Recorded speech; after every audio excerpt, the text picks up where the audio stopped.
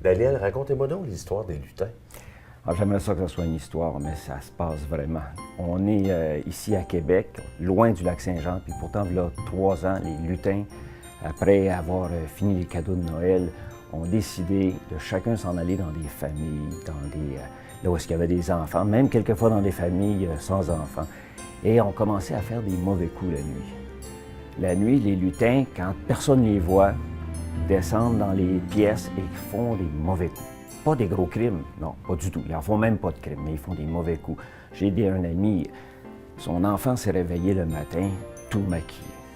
Un lutin l'avait maquillé pendant la nuit. J'ai une autre personne qui m'a raconté que son lutin, qui avait envahi la maison, avait vidé tous les tiroirs de l'enfant. Ah oui. Alors, tous ces lutins-là ont trouvé un genre de petit point d'hébergement ici, notamment à Brinquefolie. Et les familles viennent nous voir, puis vont des fois adopter comme ça un lutin.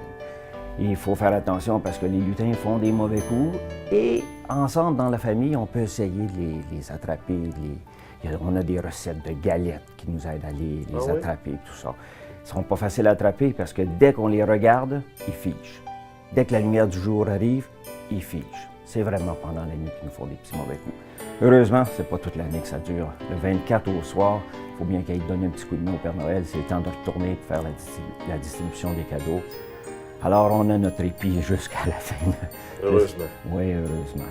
Merci, Daniel. On va aller rejoindre Mali qui va nous parler un petit peu de Brinquefolie. D'accord, elle va pouvoir vous montrer les mauvais coups peut-être aussi.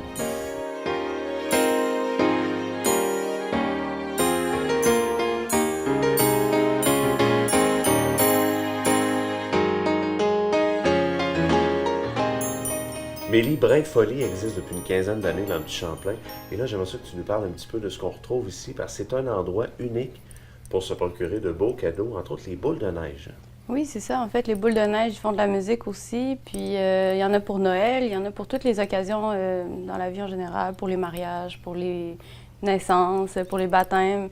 Donc, c'est assez varié comme genre qu'on a ici, de boules à musique. Depuis plusieurs années, les gens le savent, à Québec, vous êtes l'endroit où il y a le plus grand choix de fameuses poupées russes, hein?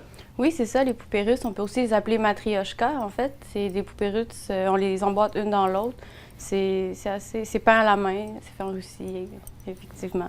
Il y a un très grand choix. Oui, exact. Puis vous conseillez les gens en plus, parce qu'il y en a sûrement qui doivent avoir des histoires avec les poupées. Hein? En fait, c'est vraiment comme une peinture, en fait.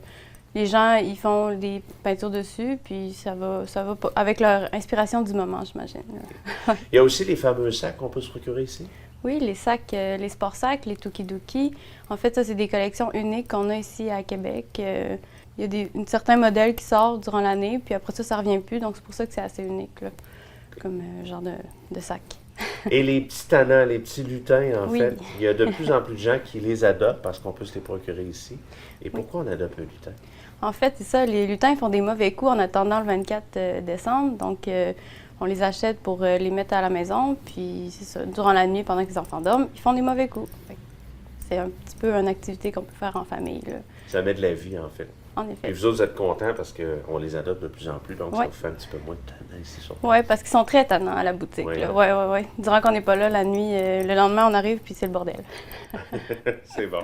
Alors, en terminant, on va dire aux gens que Brinquefolie, c'est un endroit unique à Québec, dans le Petit Champlain. Oui. Quelle adresse? Au 38 boulevard Champlain, juste à côté du Cochon d'Ingue. Parfait. Merci Ouais. beaucoup, Mélie. Ça fait plaisir.